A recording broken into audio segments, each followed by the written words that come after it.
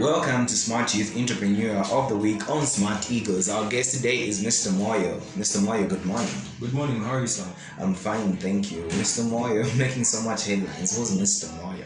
Okay, so Mr. Moyo, my name is Rano Moyo. I was born from Eastern Province, Chipata. Did my primary school from there. Then I moved from Eastern. We moved from Eastern as the family. We came here. I did my secondary from here, and then after finishing school, I went. After finishing my secondary, I went to study in China, civil engineering, and I graduated this year. Yeah, that's all about my education. Yes. Okay, Mr. Moyo. So, back Sparta. From Sparta, you move to Lusaka as a family. You do your secondary school education in Lusaka, and then you're in China studying something else, and then here you are managing this business. Tell us, how did this business start? Okay, this business started from, if I remember very well, my first time I started business, I think I was in my 3rd grade. While in China? No, not in China. How I started this business, phone business and the like, and the passion and everything, how everything came about. Yeah, so I started this. I started selling at a very young age, which was an advantage to me. Yeah, I remember the first time I started selling, I was in my 3rd grade. I was selling scones. Yeah, and from selling scones, because my mother used to send us to sell scones, and then I suggested myself to pick some bottles of water, and then put some water there, put in the freezer. When I was going to sell the scones for her, I would also sell my water, And from that, I developed this passion of selling and doing business. I remember the other business I had done was from then, my grade 6, somewhere there. At school, I would go with pens, I ordered some pens, pencils, rubber, and the like. So people would buy from me. Instead of them going to the tuck shop, I would just get them in advance. Did you face some challenges from the tuck shop? Not really, no, not even at all. Because people used to know me as a person who has everything. Yeah, people used to know me as a person who has everything. So they would come to me, I want a pen, I want a pen, I want this. So, like that, I actually did something, the passion grew to where after my grade, I think that was 10th grade, this is when I started selling, 10th or 8th grade, this is when 8th grade, that's when I started selling phones. So small phones, I started fixing a bit of phones, selling phones like that. Yeah, that was Blackberries by then. Yeah, selling all those phones, and then I got to start selling a bit of laptops, and like grade 10, my 10th grade, I had... In grade 8, I think in grade 8, how old were you then?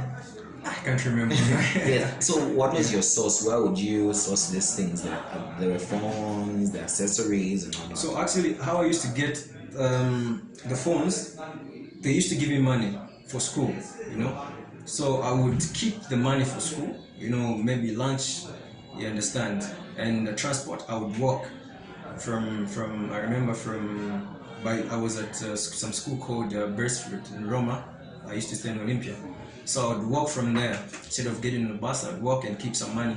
So I learned saving money from when I was with my mom selling the scones. This is how I learned how to save money. Yes, so from then, keeping money, saving, I bought the phone, my first phone. I bought it, then I sold it to one of my classmates. Then I bought PSP. Then PSP, I started selling PSP like that, PSP, then phones, yeah, like that. That's how I had that capital. Yeah, an interesting background you have in business. Moving forward, the stage you are right now, how did this big thing happen? Okay, I remember by the time I was moving, when I completed school actually, I worked a bit with my father, he's a contractor. I worked a bit with him, then because it was better, I had this advantage, there were farmers around there. So, and we had sold, I had lost my mom by then, so she left the house, we shared the monies. So what I'd done is I got some of the monies I had, then I invested in maize.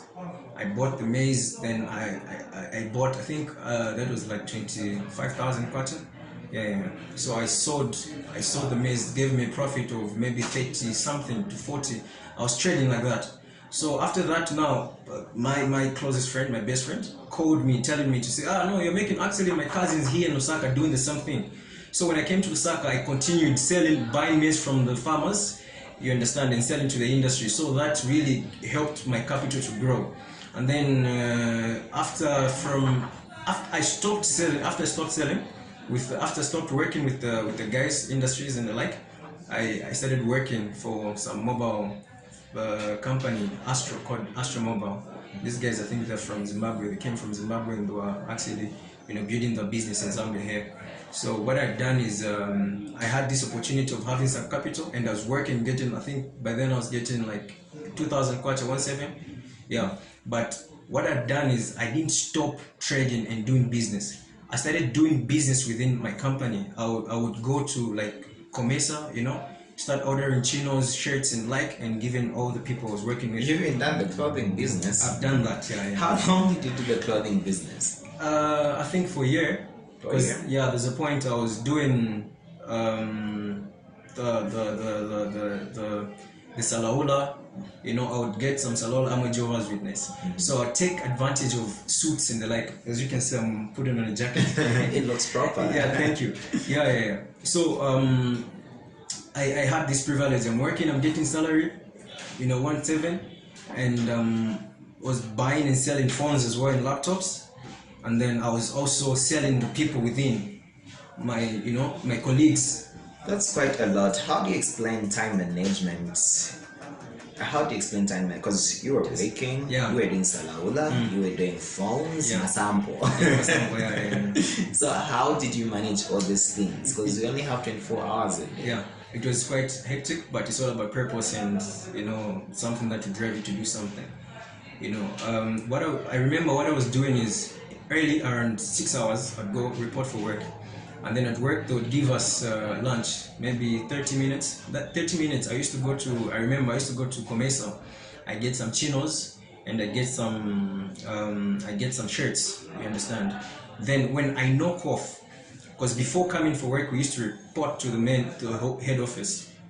So we would meet there. I would have this opportunity and time to distribute my goods and show what I have to my colleagues. So that's the first thing I had. That's the first time early in the morning before we start working. You understand? After ordering 12 hours, the following day in the morning before going to the shop, we would meet as a company. So I'd have that privilege to show what I have and to give them, those people that want those things.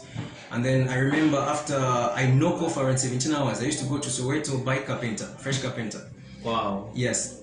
After I buy fresh carpenter, I would go to the 17 Soweto, then I would drive, I would get on a bus and then go to some different shops. I used to leave those in the shops. It was like a consignment, so I would leave them like with 20 packs. I would order one for like 1.5. 1.5 is like, it was one kwacha 15 way. Yeah, 1 kwacha 15 way, 3 kwacha, sorry. Then I would sell it to them at 6 kwacha. They only give me the money month end, the shops. So that would also, that's how I was running that's how I was managing my time in business. Quite so much experience, different businesses and whatnot. You spoke about drive and purpose. What was really the purpose? What was that thing that kept on pushing you? Oh, yes, you're doing this, you're in employment, you're getting a 1.7, a 2,000, but you still need to do salaula. You still need to get the chinos. You still need to get the fresh carpenter. You still need to do salaula. What was that was pushing you? I would say not necessarily poverty or something, but I really, at a very young age, I really wanted to make a difference. Especially by then I was with a single mother, so the problems and challenges she was passing through, I thought maybe God brought me into a life to do it different, because I was the last born and she loved me. So it hurt me so much seeing her in pain, and you understand her complaining about this and that and that. So every time when I was alone, I remember I would actually, pray to God to say, God, give me something so that at least I shouldn't see my mom crying. You understand? So this, even when I departed from my mom, I went to stay with my father. This was still in me. Like, I'm working very hard for me to at least change my mother's life. So by doing so, this thing really helped me. And I remember at some point, there's one when I was in Kawe by then, when Kawe, I remember selling scones, and I saw this woman with a child. She was blind, and as I was selling, they came to me, and I was so touched. I imagined myself being blind, closing my eyes and walking without seeing anything. So that's the other thing that really pushed me. I'm like, no, if I work very hard, and by the grace of God, he actually, make me prosper, I will be able to help these people. So from then, this has really also driven me, since my mom is late right now, as I'm speaking, she's late. So the main thing that's driving me right now is the purpose. I feel like God, I don't feel, but I know that God has created me for a purpose to help other people there. The people that are lame, the people that are blind, the people that street kids around there, and that's the only way I can talk to them, by helping them and knowing, because the Bible actually says God does not have a hand to give those people, but through us we are vessels. You understand? So I understand my purpose. That's my purpose, and that's the thing that's driving me right now to work very hard. Amazing, simply amazing. I'm touched. I was almost crying. Okay, you said you really wanted to make a difference. Yeah. With the experience you had and whatnot, you just wanted to impose a difference in life and whatnot. So now that you are established, Okay. now that you have something going, how do you feel your efforts have impacted on other people? In this, I mean, how many people are you helping through your efforts? How many employees do you have? How is it going? Okay. We have about I think five employees, maybe 5, 4, something like that. Yeah. And then other than that, we are helping also other people, because as a company, as you entered, I bet you saw the scripture. Yeah. That's our motto. It's 1 James 1 verse 3. It talks about true religion, helping the motherless, the fatherless, and also the widows and the like.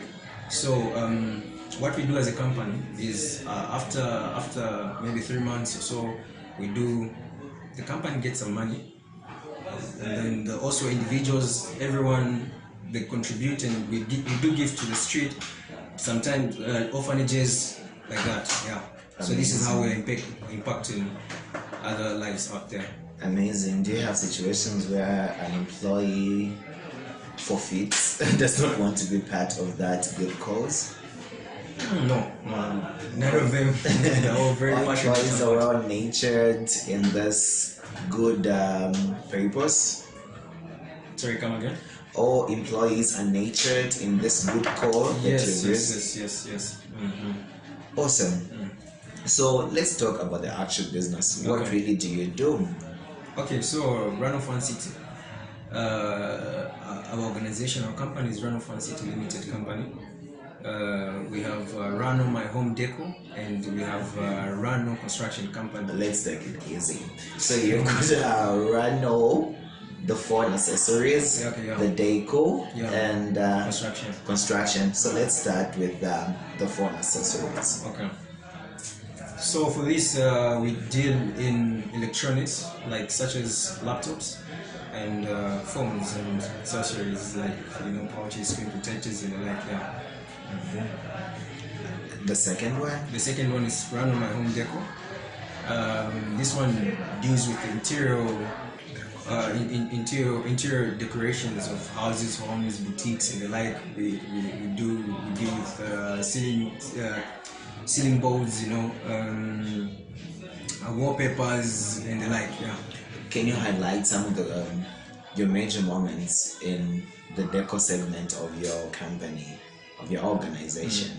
What are some of the works that you've done that you look back at and say, wow? There are a lot. In Sparta, just I think 3 months, 5 months ago, we're in Sparta. We had a contract with Lombardo. It's the CEO of Lombardo was actually gave us a contract to put wallpapers in the house. It was a very, very big house, you know, and then also he has a lodge. Yeah, we also had done there, which was very, very good. Even right now, when you look at it, people call because of that. Yes. So yes. And then you also said you're into construction. Yeah. So construction is routines, something drainages, road routines and the like. You're into quite a lot of things, and this will drive me to question.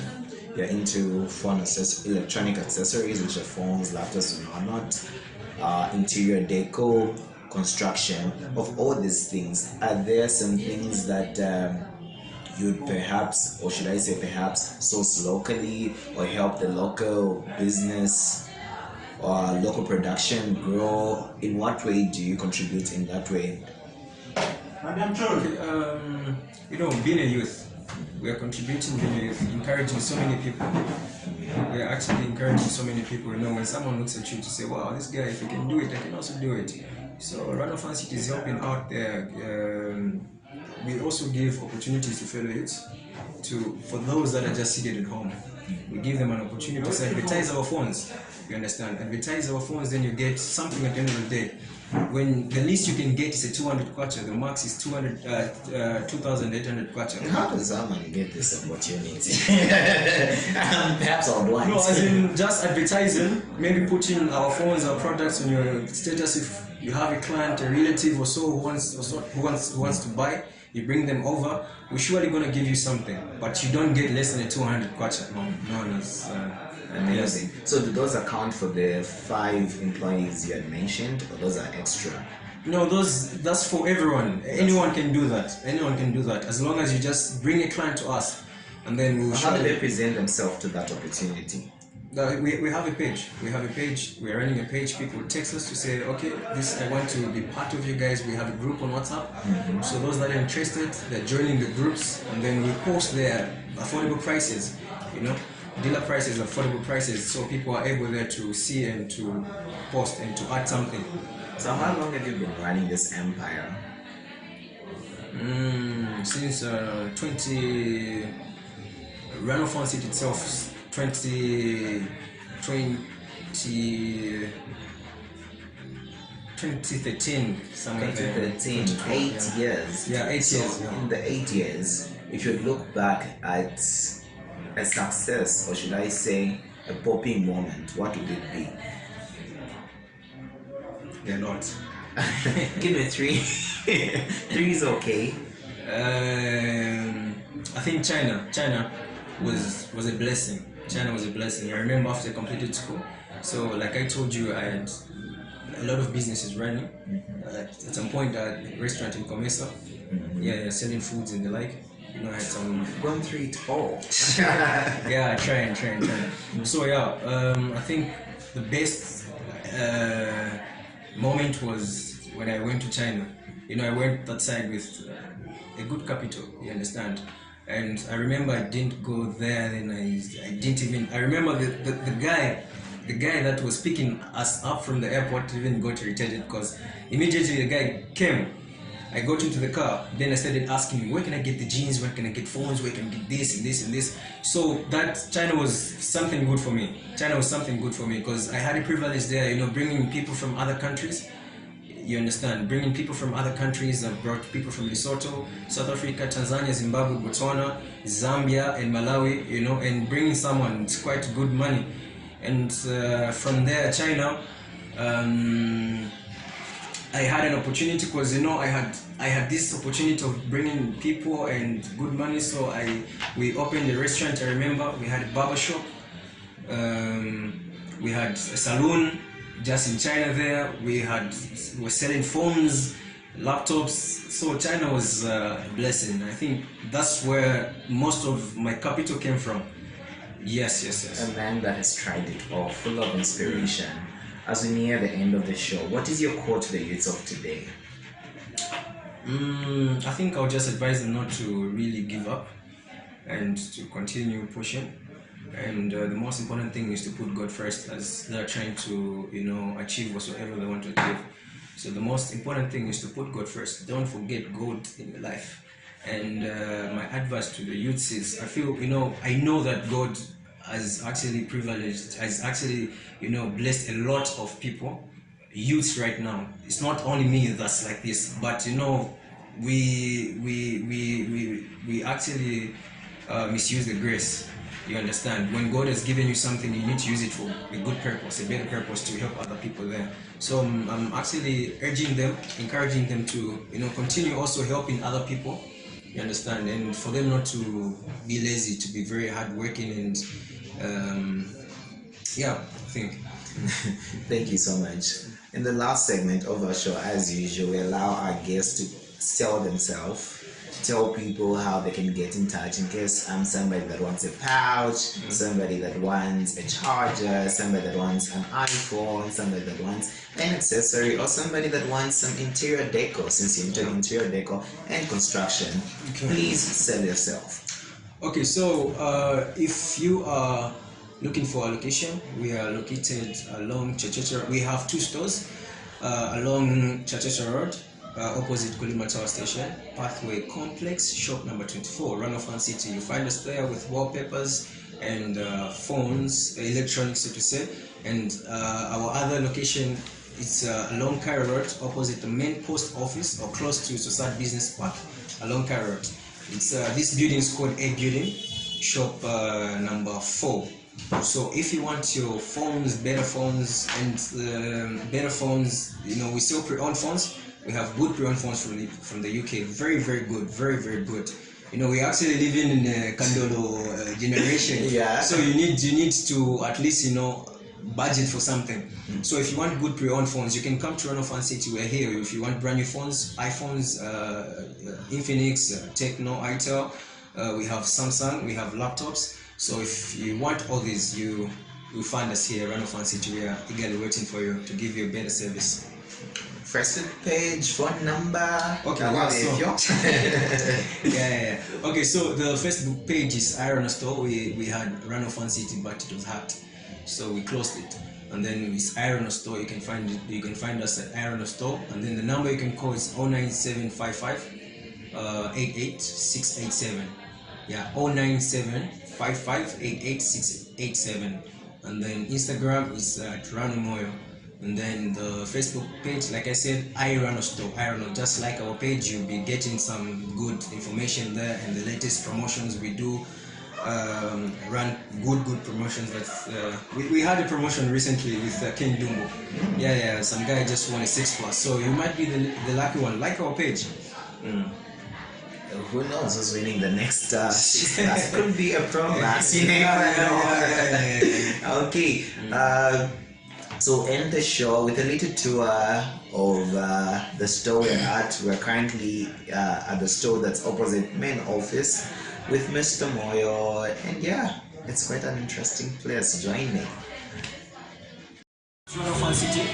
This is Rano Furncity, the one located along Cairo Road, opposite the main post office. So you can come and check here. We have Samsung phones. A series, Note series, we have A series, J series, we have chargers for iPhones, for Samsung, we have Bates over here, and then we also have Infinix phones, we have Tecno phones around here, we have AirPods Pro in 2nd generation, we have them both, and then we have also laptops, we have tablets, and we have covers here, Samsung covers, Infinix covers, iPhone covers. And these are some of the Infinix phones. We have the latest ones. We have come to Rano Furncity, and you're going to find some interesting phones. The whole 10T around here. And then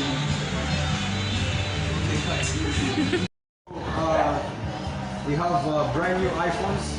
We have 11, we have 12 Pro Max XR, and we have some here over here. This is your own iPhone 12 Pro Max. This is an iPhone 12 Pro. iPhone 12, we have XS Max, XS, we have XR and iPhone 8. You can also come and see our sweet own phones over here. These are iPhone 6S Plus.